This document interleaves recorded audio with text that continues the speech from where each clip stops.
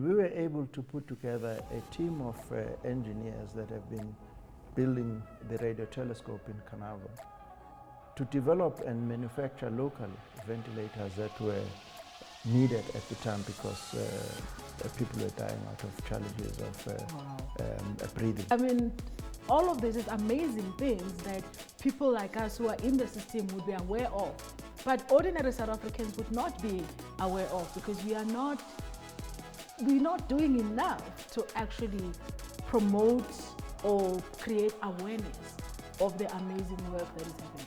I'm happy to take the criticism as part of government, but I don't think we've not done anything as a Department of Science and Innovation.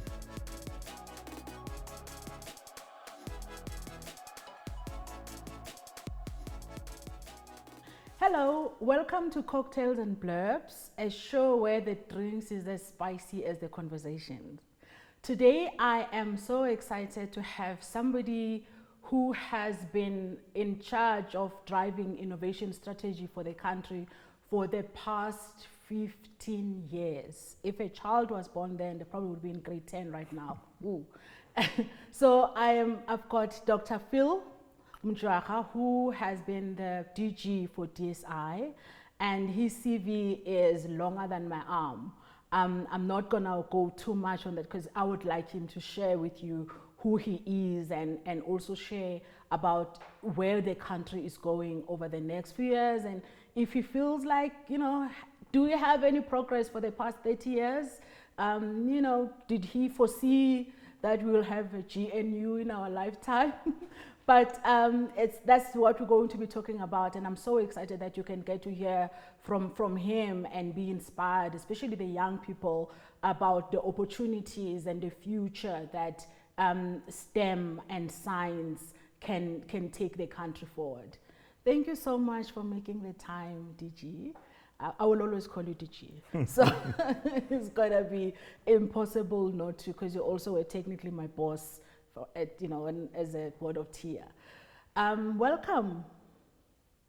Thank you very much. I'm excited to be part of this show. No, thank you. So tell me, who are you? Actually, before we go there, what's your favorite cocktail and why? Mojito. Is that a cocktail? Yes, it's a cocktail. It's very nice. Why? I like the way that it's mixed. It's punchy. Yeah, I also like mojito. It's very boring though. Maybe I am boring.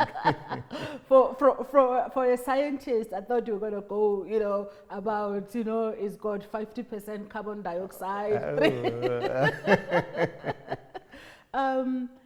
So who are you? Can you tell me about yourself? What the journey that led you to where you are right now? My name is Phil Mjwara. I was born in Lamontville. So it's a small township in Durban. And I spent the bulk of my studies in Lamontville.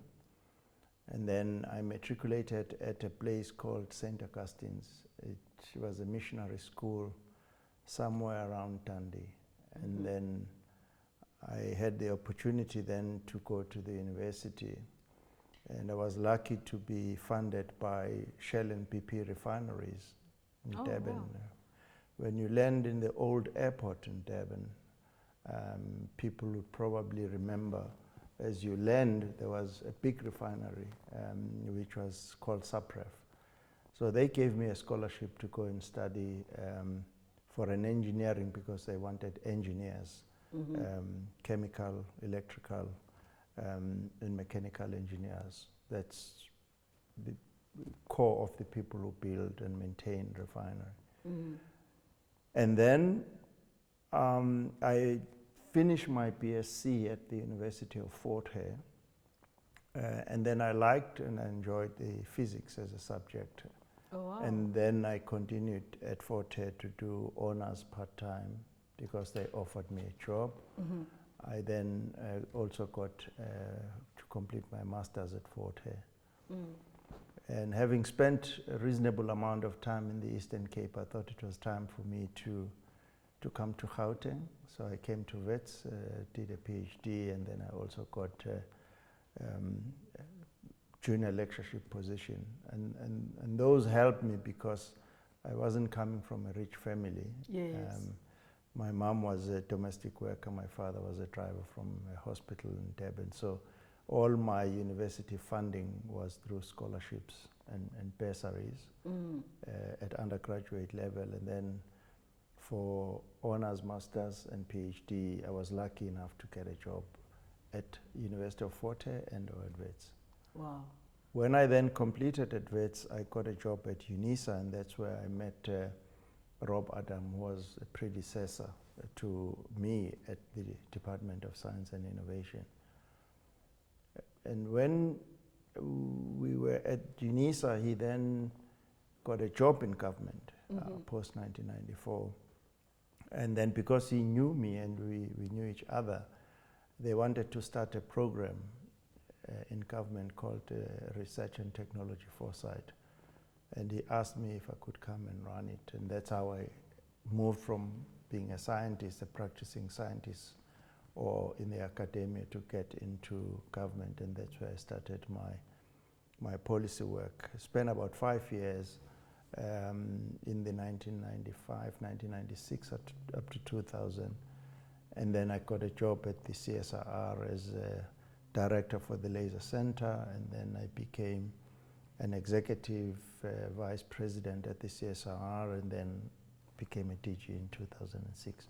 So it's quite a long journey of different things that I did after completing my studies. So Wow. I've been a lecturer, I've been a leader of a science institution, and also vice CEO, so to speak, at one of the research institutions in South Africa. Wow. You know, it's so fascinating because, you know, from, you know, that you almost all your life has been within the academic, right? So if I were to ask you with regards at DSI, well, before it was science and technology, I think many people they struggle to understand what is the role of the Department of Science and Technology. What would you think, you know, like in a simpler way, what's the mandate? And do you think that it has achieved what it was supposed to achieve? Let me start by sharing my observation on how the world works, and then I'll come to your answer. Because I was born in the late 50s, I have observed, I would say, 3 countries, Japan, Republic of Korea, and now China, whose economies were transformed from low GDP per capita for their citizens to almost highest. I mean, in Japan, in the 60s, in fact, as they were recovering from the Second World War, you were probably not born. The first generation of cars, TVs that were produced from Japan and cameras, we used to laugh at them. Yeah. And the same if you think about the Republic of Korea, and the same with China. But all of these countries... I mean, with China, if you wore anything, like, yeah, that's where Chinese, Hong Kong came from. You know, yeah. mainly Hong Kong. Yeah. But all these economies, if you think about how they've transformed their economies, at the heart of the transformation has been knowledge. I'm going to use that word broadly. Yes. I mean, you can classify it as research and development in the companies, but it's just basically knowing how things work. And therefore, I believe that even in South Africa, if we want to transform our economy, we're not going to do it without knowledge and building knowledge institutions. As I say, if I had more time, I would give you the assessment of the studies that were done to understand how the transformation in Japan happened, how the transformation in the Republic of Korea, including the recent one in China. So if I then believe that that's the case, I think we should be grateful in South Africa that since 1994, the different administrations have all prioritized science, technology, and innovation. In the early days, of course, science and technology was a part of arts and culture, and then I think in 2000, then it was split to be a department on science and technology. Of course, last time, previous administration, it combined science and technology with higher education. So I think the first point is that we've been lucky that there has been at least the realization that science, technology, and innovation is important in the country. Coming back to your question about what is the mandate, therefore, of the department, I would say it's in three parts, just to simplify. The first one, therefore, is to make sure that we have knowledge institutions, people who can develop knowledge, just finding out how things work in the world. And this is done through an agency of government called the National Research Foundation, provides money to universities and researchers to develop knowledge. So there is no restriction on what type of knowledge they generate. And then the second part of the mandate, of course, is to say, if you have developed knowledge, could that knowledge be used for economic development? And that would be closer to the examples of the countries that I've referred to and how they have done that. And then the third is, how can you use knowledge to address the immediate social challenges in South Africa? So that's, if you like, the three broad activities of the department. Do you have the institutions, and do you have people? Can you demonstrate that knowledge can assist in economic activity? And then lastly, can you address social problems that the country has? Now, your second part of the question is, have we made progress, and where to from here, I guess, is the follow-up question. I think we've made progress. Remember that we inherited a science, technology, and innovation system that was designed for a particular objective pre-1994. And the objective, we all know, it was to use knowledge to pass sanctions at the time. And the main challenges that the country had, agree with it or not, was to make sure that we are self-sufficient in energy, we are self-sufficient in food, and you are self-sufficient in arms, by the way. We forget about that. And we all know the institutions in South Africa that were built over time to do that. So when in 1994 we came, because as I said to you earlier on, we started this policy work around about 96, 2000. We then had to make sure that we make funding for the entire science, technology, and innovation system. Again, if we know the history of the country, we had some of the institutions that were receiving this money from government, and therefore we had to then diversify. Here, one would specifically talk about historically disadvantaged institutions, if we have to say that, the universities that were not really well funded for research, that did not have the capacity of people, researchers who could do that. And also to make sure that there is inclusivity in the people who generate knowledge. And I think that has been done reasonably well. It takes time to build black professors. It takes time to build women professors. But I think the last statistic from the National Advisory Council on Innovation was saying that we now have, I think, almost 48% of women researchers that receive funding from. So we are not at 50%, but we are 48, so which means the number is going in the right direction. I think in the black and white, we probably have surpassed 50% of black. So if you then take all of those things into account and whilst generating knowledge at the same time, I think we've made significant progress. Now, the second pillar, have we made progress that helps the country to do things in a smarter way?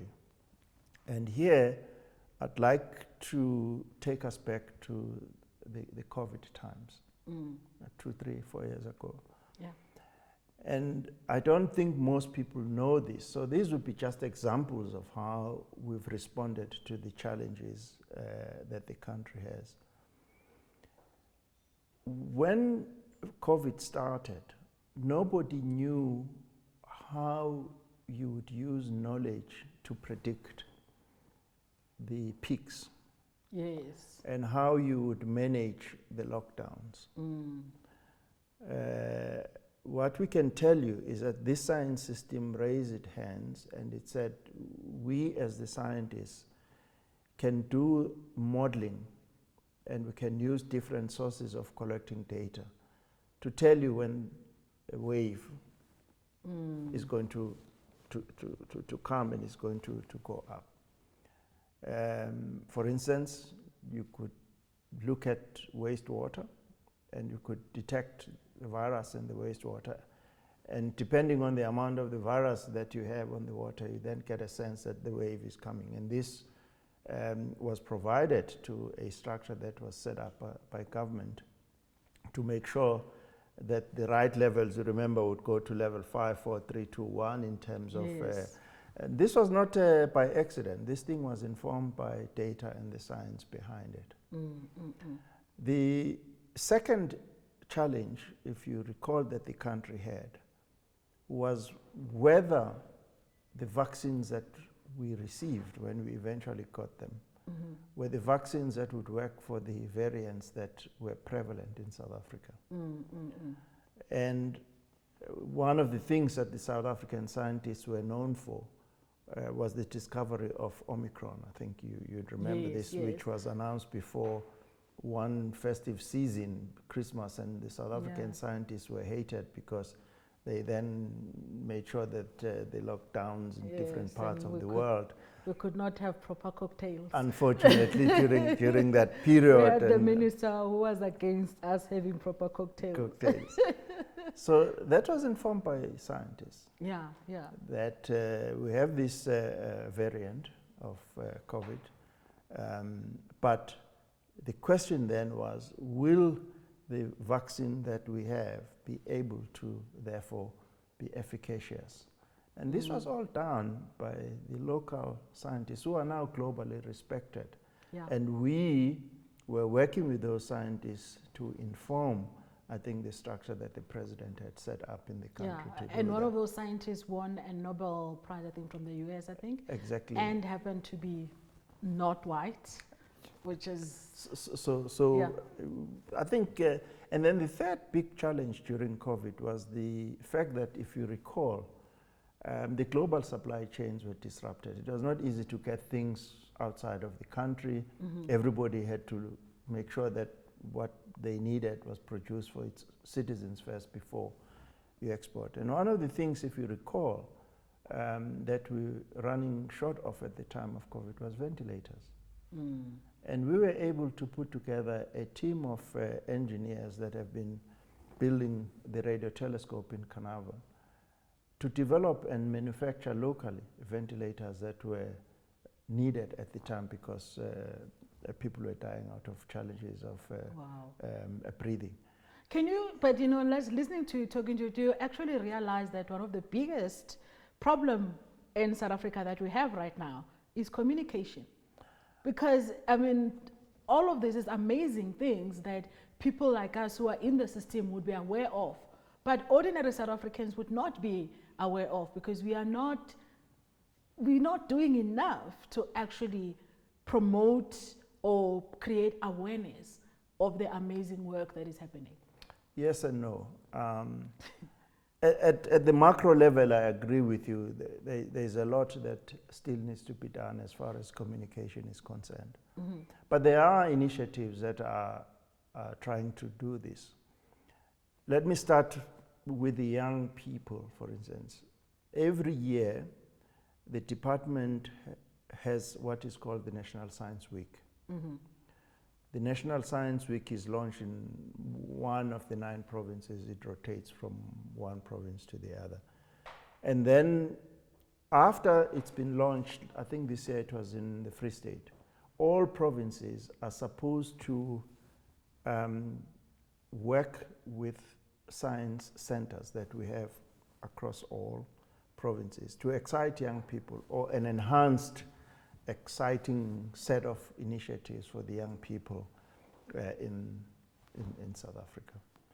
Is it effective? One of the things before I retire that we had done is we had asked the National Research Foundation, as you know, they've got an agency there which is called SASTA, South African Agency for Science and Technology Advancement, to develop indicators and track whether the young people who are exposed to these activities of promoting their careers in science, you know, you can keep a cohort and then you take them over maybe 5 or 7 years and see whether out of that cohort, how many of them have followed careers in science. So there is work.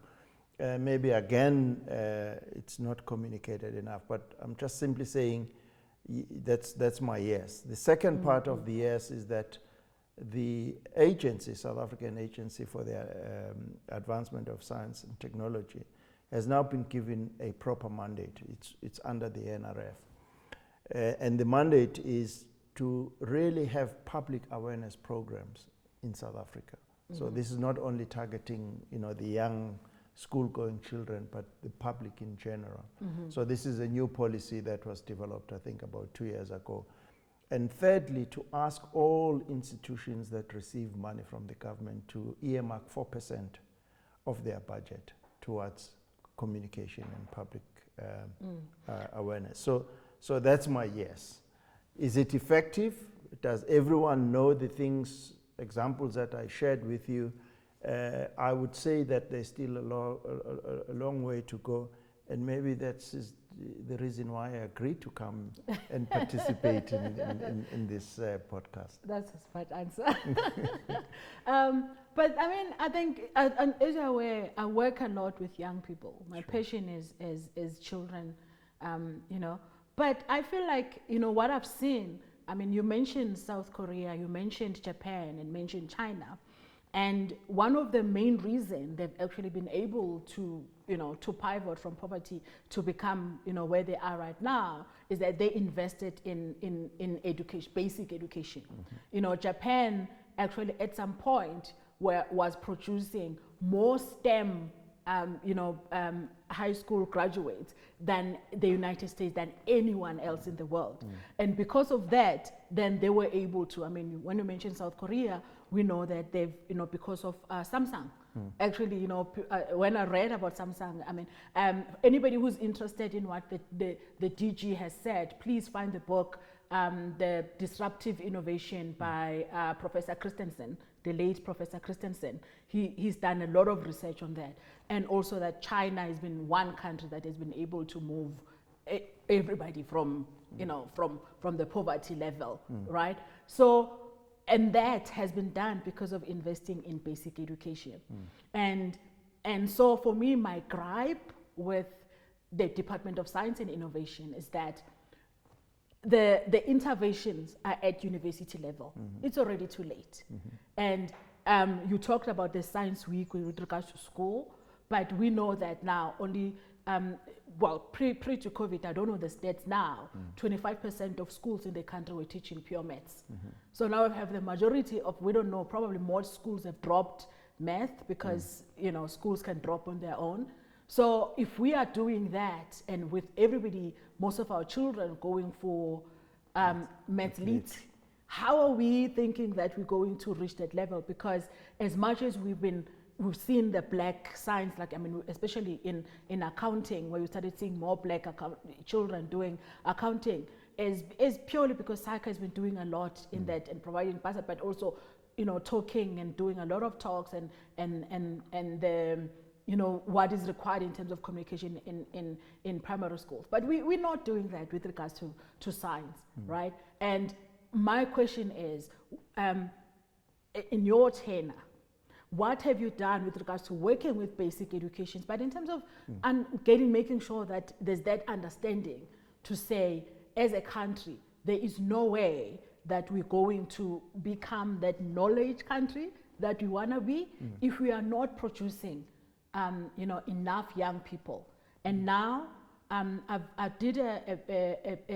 wrote an article actually for UNESCO, and I was talking about how mathematics has become elitist because it's only if you go to a good school or where you'll be able to study pure maths. And in township schools, you know, we've got so many lack of teachers, so how do you think, from your perspective, what have you done and what do you think should be done to make sure that from the basic education level, and we deal with the problem, because it's not just from grade 10, 11 and 12 where everybody focuses on, the issue starts when they're at grade 4, because that's when proper math starts being introduced. If you mess up there, by the time the kids they get to grade 9, they don't have the foundation, they're not going to choose maths at grade 10. And from communication perspective, communicating just, is that with our children, the parents are very influential, especially the moms, in what the child gets to study. Are we communicating with the moms the benefit so that they can be able to advise? And because not many children have mentors and they get exposed to people like yourself, the only person they'll have is their mother and their dad. And if the mom is scared of maths and say, if you want the maths, you see, then there's no way. So from the, what have you done and what do you think needs to be done? I'm glad you've asked that question, because when I joined the department in 2006, I worked very, very closely with former Minister Mosibudi Mangena. If you recall, he came to become the Minister of Science and Innovation, and before that he was in education. And one of the initiatives that he started, which we continued when I joined in 2006, was to say, you probably do need to differentiate schools, and maybe you do need to have some schools that specializes in maths and science. I just have forgotten the name of what these schools were called. Schools of specializations? No, that's a Panyaza thing. Yeah, no, that's a new thing. It's, I'm sure I'll remember. Dinaledi schools, I think it's the name of the schools. Yes. Very, very, very early in the 2000s. Yeah, I was still too young then. Yes, I didn't even know who were ministers then. So the idea there was to say, you will develop teachers, you'll develop young people, and then you'll build over time, the credible schools that will be able to teach maths and science at the level that you've indicated and that we aspire to. Secondly, when I joined, we then signed a memorandum of understanding with the Department of Basic Education, because the way government works is that you cannot take the mandate of another department, even if you think you can do better. You are not allowed to do that. In fact, if you do that, you're just creating friction and confusion in the system in any case. Yes. So we had a memorandum of understanding with DBE, which still exists today. And the idea is that the Department of Science, Technology, in whatever name it was called, would pilot things. And when you demonstrate that they work, you would then hand over to the department, which has a mandate to then roll that out to the rest of the country. So the first program under that agreement that I recall was something which was called Tech for Red. So we had identified schools in the townships and in the rural areas where you would use technology to reach out to schools that would not have the opportunity to come to the Dinaledi schools that I was talking about. For instance, in a place called Mjwara, 3 years ago, we launched a science center there. And the idea was that they would broadcast using technology from the from the science center to a number of rural schools as part of making sure that those schools that don't either have teachers or the right equipment, in fact, they would come to the science center. So that's the second specific initiative that was done. And the idea is that if it works in a setting like Mjwara, you could then, with DBE, roll it out to other parts of South Africa, because even the budget of science, technology and innovation if you compare to the budget of basic education, you can't even compare. So I think the model of working has always been that. And then now recently, of course, we also have another relationship with the basic education where we co-create the programs that they would like to see. So the basic education has agreed to have the coding in schools as part of the curriculum. But then when you've done the coding and robotics, you can then take the kids to the Council for Scientific and Industrial Research, CSIR, where you can actually see this work being done. Mm-hmm. For an example, one of the things that they developed there is something called autonomous vehicles. A lot of mining companies are saying we don't want to put human beings in the depths where we mine, so they put these vehicles and they've got sensors and they send the information back about the conditions in the mine. It's just one area. Mm-hmm. There are other applications you don't want to know about in the military application. Yes. But that's the idea, is that you can then take those young people, show them why it is important to do coding and robotics and how you can actually. So we've got those programs. And as I said, the Department of Basic Education, the understanding is that they have, if you like, a blueprint of how you can teach maths and science, how you can increase that into schools. We are not involved in that. So I'm happy to take the criticism as part of government, but I don't think we've not done anything as a Department of Science and Innovation to reach out and to try programs that would be taken up by the department, whose mandate is then to roll these programs across the entire system. Yeah, no, I mean, it's exciting to know that actually there's been that, but then obviously when we talk about the rolling them out, we know there's other challenges from the infrastructure perspective, right? But when it comes to the communication then, like making sure that the parents are aware. I mean, one of them, I did a TEDx talk in 2017 where I was talking about knitting, how knitting and coding are the same. We developed a project called Knit to Code, where we could teach kids, specifically girls, how to code in Python using knitting.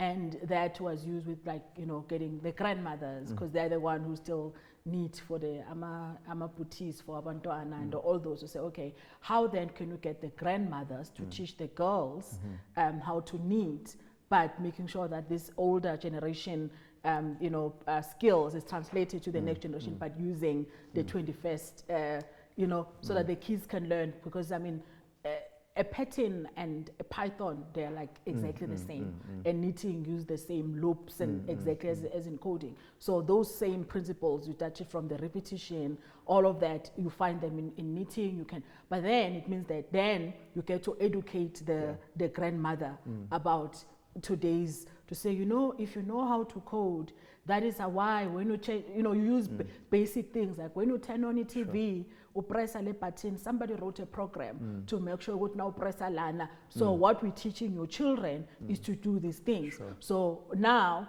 what you've done, then you start showing them their careers and opportunities.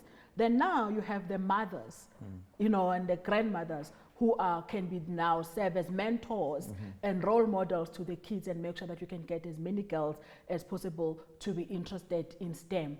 But then you have the mothers, because most kids, depending on where they come from, they don't have those role models that who can be able to inspire them. So if you exclude the mothers, I mean, for me, what I was gonna study, it was like determined, probably before I was born, by the time Mkulu knew he wanted me to be a doctor. I ended up not becoming a doctor, but I knew I had to be good in math and science. There was no other way, because Mkulu wanted me to be a doctor. He had seen a doctor. Mkulu, every time he meet a black doctor, all those things that inspired us. And it's so important. But then, I mean, do you think that from a Department of Science perspective, have we done enough to make sure Ogutu Koko Dlamini is aware of the opportunities that are available? Because we know, because of AIDS, we have so many orphans about Khulisa Okoko. Yeah. So I'm glad you asked this question about the role of society. I think that's how I'm interpreting your question. and how society can also be useful in exciting young people to follow careers in maths and science. Before I left the department, we had asked the Human Sciences Research Council to conduct a baseline study through a survey. And the survey was meant to say, how much do people, everybody in South Africa, know about the role of science, technology, and innovation? I haven't, unfortunately, seen the study. It probably is completed now. So it's something that you may want to pursue as part of how do we address this problem. And the interpretation of the question is that you are now saying this is a societal issue. It's not only even a departmental issue. In the same way as I always say to people, I'm very worried now if I look at how I grew up. The person who was beating me up was not my mom and my dad, it was my grandmother. So the role of the grandmother, and of course mothers, depending on the social fabric, in raising children is extremely important. So I think we should not divorce this issue you're raising from how as a society we have evolved, and how as a society we've kept some of those relationships. It is always interesting when you also look at the different racial groups in South Africa. Others are doing it much more than the others. And you can see these things when you go to young kids' events in schools. Some still go with their kids and the entire family gets excited just to build that confidence to a young person. So the point I'm raising is that it is important to see the question you're asking not as something that the DSI or even DBE, but that's part of how as a society we see the learning process. And then we can come back to then say, which is my second point that I've said, we've done a survey, so we should have a sense of how many of people in the society can play the role of encouraging young people to follow careers. Do they know anything about it? So the survey has been done. So I'm hoping it's going to do that. And then thirdly, going back to the point that I raised earlier on, that we have given, or at least the department had given the National Research Foundation with a mandate to have 4% of the budget across the system to really publicize. And maybe we need to accelerate that as part of making sure that we do things like in other parts of the world, they have something which is called town hall discussions. So let's say you have a controversial topic. At this point in time, it would be very, very interesting to have an interesting town hall discussions across maybe all major cities in South Africa about people understanding what artificial intelligence is going to do to their lives. So that's science, that's mathematics, coding, AI, using data, interpret, develop algorithms that says, okay, I have learned how you look at your phone, you seem to like 1, 2, and 3, do you think you would like this? So those kinds of things I think should be things that we need to think about and accelerate them. But as I say, number 4, let's not think we are alone in this cultural, technological interface. The Japanese, they've done these things, where they have been able to bring the Japanese culture into the society, into young people, but they are technologically advanced, the same in China. So I think maybe it's an area where I would say maybe we haven't done much, but I think there are a couple of specific things that are out there, including the ones that I've talked about, that can help us to address the problem you've raised. But also, I mean, from a government perspective, I'm not asking you to criticize the government, but because it's something that I've been like trying to understand why. For example, when the president, announced, set up the 4th Industrial Revolution Commission, right, which I was lucky to serve, but then it was put under the Department of Telecommunication, right? And then South Africa partnered with the World Economic Forum to set up the Fourth Industrial Revolution Center. But then it was at the CSIR under DSI. There was not that much working closer. And then the report came, and then it became like, oh, okay, that's it. And then the 4IR Commission was disbanded, not used to help the government, even just to say from the government, department perspective, to say how do you integrate the recommendation. A big part of that was actually AI going to be the next. But then AI has become that now. There was a Center of Artificial Intelligence set up later on at TUT. And we don't know what they're doing. I mean, I think I've seen some of there's a guy that I know, on Facebook, there's this event, and I'm like, but then, has it gone to where it's supposed to be? Like in fact, as what we're talking about, getting society aware to be what AI is doing. AI is not just ChatGPT. Sure. How are we making sure that as a country, because the point was we didn't want Africa or South Africa to be left behind in the fourth industrial revolution. We have been left behind. We continue to be, the market for it, not necessarily where anything is being developed. And then secondly, I mean, the event that I'm going to in Saudi Arabia, there's a session on the fifth industrial revolution. We're still talking about for us, it's like, okay, what have we done? And I think that's the problem, I'm gonna ask you to say, how do you think it can matter? Because I feel like South Africa, we become a country of announcements. We're very good at announcing things. We're really good. We announce, and then there's excitement about the announcement, we're launching it, and then it's done. But there's no follow through. Yeah. And how do you think that from a government perspective, if it comes from a planning perspective, to say that if you have a fourth industrial revolution, you have the center of fourth industrial revolution, a CSR center, then the commission should have been housed there so that they work together and make it, and then from that perspective, also make sure that the implementation of it, you don't disband after the report because it just sits there, it's a report, nice to have. Is it been implemented? I don't know. I was part of the commission, but I don't know.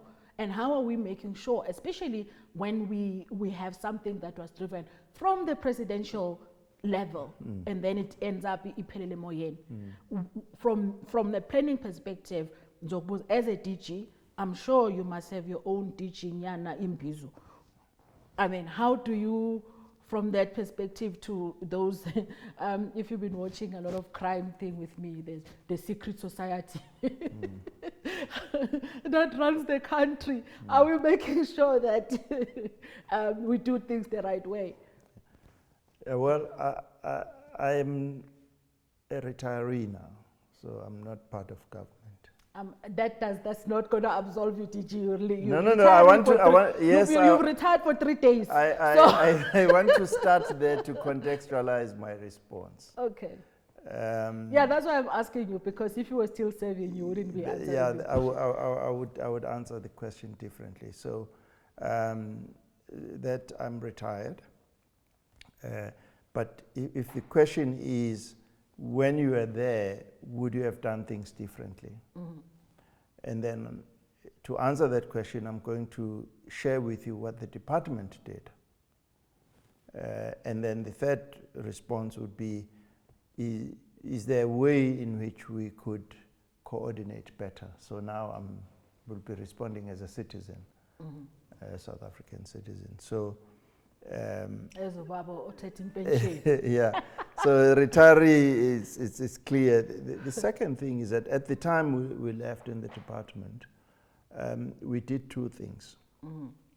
Yes, we are aware of the presidential commission, and there were, I think, about 2 or 3 individuals who came from the science and higher education system who were part of that. And we had Dr. Tulani Dlamini, yes, Marawala, and others. And to some extent, I think they have implemented the aspects of the recommendations of that report where they are. If you go to the CSIR today, there's something called the Learning Factory. If you are a small, medium enterprise, if if you're a big company like Sasol, if you're a big company like SA Breweries, you can integrate the fourth industrial revolution techniques in your production. You don't need government to do that. But for small, medium enterprises that we would like to promote as part of the government strategy, we thought that this learning factory is a very good example of how small, medium enterprise would come and see and learn how you integrate sensors, how you integrate different aspects of knowledge, robotics, and everything in the learning factory environment. You could then contract the CSR on how that can be designed and be done in your own factory at a cost, of course, with some recovery. So that's been done. It's just one area. There are other areas where the CSR is developing AI tools for applications in a variety of areas. In the robotics for mining is one of the areas. They worked with the Department of Health for using data and AI for applications in preparation for the national health insurance. So it's being implemented at that level. I can't comment on the progress of I think the Center for Artificial Intelligence Research is at TUT, but also at UJ. So it's a combined. So I don't know, but I thought the idea behind it was to really train young people at the university level. So we're not talking about coding and robotics, but to integrate that into AI for applications across. But I can't comment on how far that has been done. And then the last, which is my second response, to say, how can we do this thing much, much better? But this one is specific to AI, not across the fourth industrial revolution. Because remember, the fourth industrial revolution is across all the sectors. Yeah. I know a little bit of the work that the Department of Science and Innovation has been doing for smart agriculture. I know you talked about agriculture earlier on, where, for instance, in agriculture today, you can take satellite imagery and use satellite imagery to get the content of moisture in the soil. In the soil, yeah. And then you can use drones also to collect the data. And therefore, for a country like South Africa, which does not have a lot of water, it's a very, very useful system which is called smart agriculture. So you're not just going to have the irrigation system across all parts of your crops. You're going to be very selective, and the amount of water is called precision agriculture. Now that is being implemented with the Agricultural Research Council. So what I'm saying is that there are different components of fourth industrial revolution by those that were part of the commission. I know that the Department of Higher Education has got a program to train skills. In fact, we are discussing now on a separate role I've been asked on digital skills that we need. Now, coming to the third part of the response, retirement was one of them. Second one is there are things that are being implemented by the department, as someone who was there at the time. And I think we can coordinate much, much better. And maybe I agree with you that if the commission was not continued, maybe we have an opportunity to bring it back. But I would say that when you bring it back, maybe choose a coordinating government entity that is able to pull the others, because this, as you have said, AI is not only for DCDT communication, it's across all aspects of our lives. We know that we lost a couple of tellers from some of the banks, 3,000, I remember 2-3 years ago. That is going to continue to increase. In the health industry, people say that if you take an X-ray now, rather than having somebody who interprets the X-ray picture, the artificial intelligence does it much, much better. In fact, there was an example that people quoted a couple of years ago where they said that If you want to find a cancer tumor and you're taking a scan, if you do it with artificial intelligence, you had 99% accuracy compared to an 80% done by a well-trained person. So this thing is going to and continue actually to MIT affect. Tech Review just did an article about how India is implementing it in the health sector, but to actually detect TB faster than anything. Exactly. Actually, before, because most people stay far away from seeing doctors, and to have this telemedicine, they use AI to detect and decide who needs to see a doctor before they can get the medication.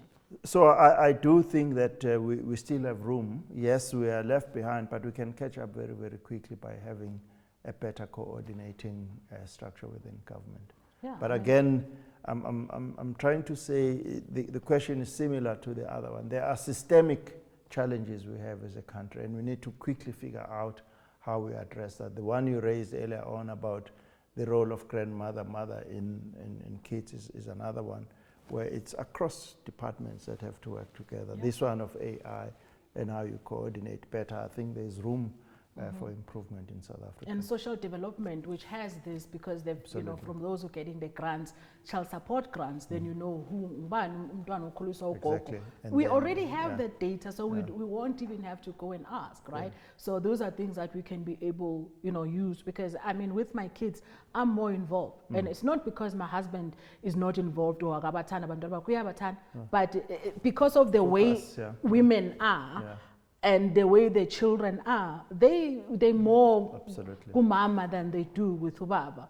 And from that perspective, that's why my children, all of them on their own, chose is STEM, even though they stayed away from coding because they started coding from 4 years old and they're rebelling. So they all, my daughters, like, and there's also that, because also being able to identify talent. My youngest daughter is 14 and is in matric. So, but she's also wants to do science. She's doing forensic science right now with University of Arizona State University. So there's those things, young kids that you can allow, because they're exposed to science, they're exposed to STEM, even though the rebelling was like, we're not gonna do coding, computer science, staying away from mom. But my daughter, the 16-year-old, is studying applied mathematics. And then the younger one is actually gonna major in chemistry. And it's those things that you know what I mean? And it's instilled when they were young. For them, there was no way they were going to do social science, not because of, but because they've been exposed to that and they've seen what they can do. They got so excited with what mathematics can do, or with my daughter, what chemistry can do. And it's the importance, and that it should not be based on, because we still have that now, even after 30 years, who your parents are determines how far you're going to go in life. It still does. Well, there's a small group. I'm a living example of a scientist who went all the way to do science and innovation. But then when you go back, you're going to find out, if I were to ask you the influences in your life, you met somebody earlier on that probably was able to, that you looked up to, that you aspired to, that was able to actually guide you, right? But then, so now, if uhlala in one of the most, like let's take El Dorado Park, for example. How many young people in El Dorado Park actually, because all kids should have the same opportunity. We still can't be having those exceptions where when you do an interview, the first question would be, you see, and that's what I'm talking about. No, I agree with you. That's why I'm referring to systemic issues that we need to understand, and how do we learn from a few case studies, and then we are able to ramp these things up across society. And what children see and look up to. I don't know if you've seen this study. If you haven't, the Lost Einsteins. I wrote a bit of articles about that, where they found that a child as young, when the child is 9 years old, that's what determines like mostly what they're going to become. If a child meets somebody who's innovative at 9, they are more likely to become innovative themselves. And your kids will probably, because they've been surrounded by scientists, even though they could rebel and say, we're not going to go to this because ubabula, the chances are they will still choose something, even within that will actually opens up a lot of opportunities for them. Even if they go to social science, they're probably going to integrate a lot of technology and science because they grew up in that environment and exposed to that. So how many children at 9 years old get exposed if you're a child from El Dorado Park or you don't have a parent or a family member who's in that sector? If not, the chances are at 9 years old, your role model is going to be black coffee. Sure. Because when you turn the media, that's all. What's the picture of success? Black coffee, Trevor Noah in the entertainment sector, right? So, and that's not because we're saying these people are not successful, but then the reason we're talking about both Black coffee and Trevor Noah is because only one or two make it to that level. Yes. But when you talk about accountant, we have thousands of them. But you have one Trevor Noah, you have one Black coffee. And that's why we need to make sure. And then you think about even those who go to soccer, you have one Penny McCarthy. Only a few who can get to that level. So it's very important that as much as we push for this, we in the STEM, in the science sector, have a responsibility actually to make sure that the country can pivot from poverty to where it is, because we know research has proven time and time again that there's no country that can be successful if it neglects STEM. Knowledge. Going back to my point. Opening. Knowledge. Yes. This is going to be my final question to you, DG. Okay, it's not my final question. My second final question is, what would you like to be remembered by? What's your, in terms, when you look back at your legacy, what is it? You know, but also how would you like us to remember you from your work as a public servant? As I always say, public servants in the same as abafundisi into new. There are three aspects that hopefully I would like to be remembered by. The first one is, if you recall at the beginning, we said we inherited a science and technology and innovation system that was addressing challenges of an administration and a society before 1994, and that we needed to shift it towards the needs of the country at that time and make it ready for the needs of the country going forward. I'm not going to claim victory for all of the work that was done, because my predecessors, the first DG of Arts, Culture, Science and Technology, Roger Jardine, whom you know very well, I think, and Dr. Rob Adam as the second DG, they also played a very, very important role in laying the foundation and this shift. So I hope to be remembered as one of the few and the early people who really did the shifting and making sure that we build an inclusive national system of innovation, and the one that is responsive to the needs of the country whilst it generates knowledge. And secondly, that we were able to demonstrate what's potential with science, technology and innovation. And we started to integrate in government, and we started to integrate to the private sector and to society to some extent.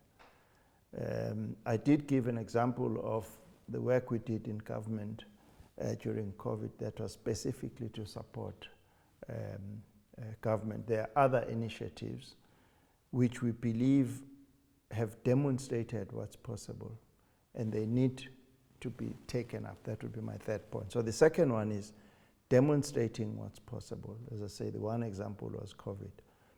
The second example that I wanted to talk about is when we started this work of science, technology and innovation policy, there was something called indigenous knowledge systems. And I mean, we touched this issue of science embedded in the way the society operates. Now, this was a new area for all of us. How do you work with traditional healers? How do you work with other people who give births in the homes in the rural township? Because 90% of us were not born in hospitals. 90% of us are born in the mud hut. So we've been, over a period of time, develop a very clear policy and a very clear program of how you can work with the indigenous knowledge holders, whether it's about how do you give birth in a rural area where you don't have the fancy hospital infrastructure that we have, the sterilization, but young people still get born in mud huts. Yeah. So how do we accredit those people? How do we encourage that to continue to happen? And how do we make sure that that becomes part of the science system that we have? I come from Durban. If you go to a place around the market in Durban, you will see lots of herbs that are put there for people to come and buy. It's a big industry. And a lot of people actually do consultation outside of the traditional health system that we have in the country. Exactly. Imbiza was the first thing. So how do, and we've done that. We've worked with those groups of people. We've worked with all the houses, traditional houses, you know, consultation, and some of them, for instance, in the cosmeceutical industry and nutrition industry, are now exporting with the moringa products in the noodles because of the moringa properties which we've been able to verify. And now they've partnered with Nestle to have these noodles in Spa. Those things are not known. So this is what we've done. And this is what I've been talking about in terms communication. of I agree with you. And because the stigma, even now associated with imbiza, if somebody were to find me drinking imbiza, the assumption somewhere, and it's a bad thing. It's a bad thing. No. So we've made that contribution. And then the third one that I wanted to talk about is the work that we've done as just demonstration that innovation is not for a few people. You would know, as the board member of the Technology Innovation Agency, that we have a program which we call Grassroots Innovation. And lately we launched something which we call a Higher Education Innovation Fund. Because if you go to universities, universities of technology, there are young people with great ideas. Are we harnessing those ideas and take them into the marketplace? So these are things that... And Professor Marala once spoke about the patents that they have at UJ, that most of them, like at universities, end up being sold outside. Because nobody is taking them. So we've shown that those things are possible. We've got this innovation fund, we've got the Grassroots Innovation Fund that we started, and then of course the new innovation fund, which is a fund of funds, which hopefully recognizes that whether we like it in South Africa, with the changing world, you can teach people, but if you think you're teaching all of them to look for jobs, it's going to be a bit of a misnomer. Yeah. Have some numbers of people who can go out and say, I can start a business in the indigenous area of cosmetics. I can do something in the nutritional part of it. And maybe also sharing what CSIR is doing, because I'm on the advisory board for defense and security there, looking at all the innovation that has been done there that is available for South African business to take on. But I did not know I'm in the sector until I was invited to serve there. And that's exactly the issue, the gripe that I'm having. No, I agree with you. It's not getting to the people that it should be getting into. I totally agree with you. That I should not have I met somebody who's like, oh, yazo Lindi, agabizwe. I'm like, oh, guys, you've got all of these things. Yeah. No, I think I totally take your point, and I agree with you. There's still a lot to be done in terms of advocacy, which is the point then that you wanted me to talk about, what is there to be done still? In my view, and maybe let me start a story before this point. Recently, the Minister of Higher Education, Science and Innovation took a delegation to Silicon Valley 2 years ago.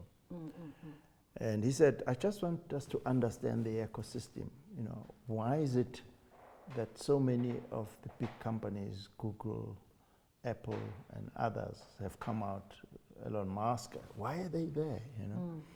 So we're a delegation of vice chancellors, us in the department, some people from the science councils. And we went to one of the universities, Stanford, and the majority of those entrepreneurs that have been at the university and make money in the US come from Stanford, because we learned how they are oriented towards teaching people not to look for jobs, but teaching people But to they become. actually started Silicon Valley, if you think about it from as the university. So Yeah. it was all the land we that actually they had next door to have all those Exactly, companies to set up. We met the they call them the president, the vice chancellor, who actually started that. Anyway, so when we were there and we were looking at some of the innovations that they were working on 2-3 years ago, we then asked Dr. Dlamini, the CEO of the CSIR, and he said, we can do these things. We've got the skills to do these things. The problem is scale and impact. So if you then ask me if we have piloted as something, which is my second thing to be remembered, that we have piloted, we've demonstrated, we now need to think about how do we reach the impact and scale that we need for the country. And one of the things that I'm grateful for is that the new minister has only the portfolio of science and innovation. And hopefully that will give him the space within government to demonstrate The what's same possible. minister, not the new minister. Yeah, the same minister will be able. But he's got the vision, right? He has got, He's the vision, and now he has the space because the other part, higher education, is not part. And I'm told behind the scenes that apparently the president is wanting to work closely with him on how this can contribute, for instance, to our reindustrialization program in South Africa. So I hope that when those things happen, it will be because of the foundation of the two things that I talked about, building a science system that responds and demonstrating that's possible. People will remember that Dr. Mjwara played a role in building that science system. No, thank you so much. And I actually, as much as a lot of my question has been focusing on the things that have done, I mean, you've been one of the most successful DGs, you know, and a lot of your work has really been, you know, really inspirational. And I'm really grateful to have had the opportunity to meet you. And you have been, but I had to focus on those things because I think hopefully, you know, the next DG, when they look at where do we take it from there? Because as you said, you've laid the foundation. Like, how do we scale it now? How do we scale it to the level that it can reach everybody? Given that if you want to know, I mean, science and innovation doesn't have a lot of budget. So even though you want to do all these things, you can't, in my life. Sure. What would be your advice for the next generation of scientists? You know, in this journey that I have talked about, the older generation of science believe that they must be given the space to do science and must be left alone. They know what to do, and we agree with that. However, we believe that science and knowledge cannot only be used for just understanding how the world works. It's important. It has helped us to understand many things in terms of just doing pure basic science. And in fact, we do know that even the universities and science councils that are making money from knowledge are those that have a very strong foundation for basic sciences and fundamental science, where you do science because you just want to understand how the world works. So However, I think as we started with the knowledge for development, there is room for us to think much, much bigger. And Science much can't bigger. just Science be in the can lab. really transform society. And it has been demonstrated in other parts of the world. So I would ask them to be broad-minded, and I would ask them to be rooted to the societies and the communities where they come from. And I would ask them to also remember that science is also global. I wouldn't want to have a group of scientists who only think South Africa is the thing. I mean, as you would know, we are building a big telescope in Carnarvon. It's not a South African telescope. It's a telescope that will be used by scientists all over the world, and you need to be well connected as well as a scientist. If you're not, then you're not a true scientist. And even myself, in some of the work that I've been doing lately, even though I was not practicing in the lab, but I always made sure that I'm connected to the rest of the world, and hence I was asked to go and represent the country in UNESCO in a multilateral organization that looks at education, science, and culture.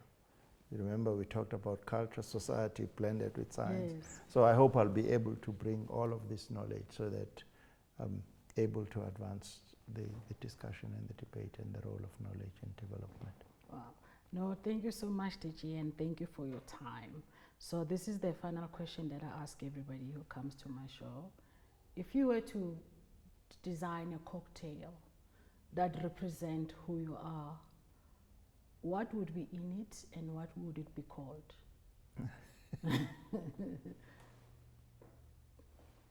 So this is a cocktail about who I am. Yeah, so this must be the cocktail that represents Dr. Mjwara. The name I don't know, but what I've learned in life is that you can't change who you are. So if you are a Dr. Mjwara who believes that you have to do the right thing all the time, you can't change yourself. And if you believe in that, you must do it. You said that I was a DG for a long period of time, 18 or thereabout.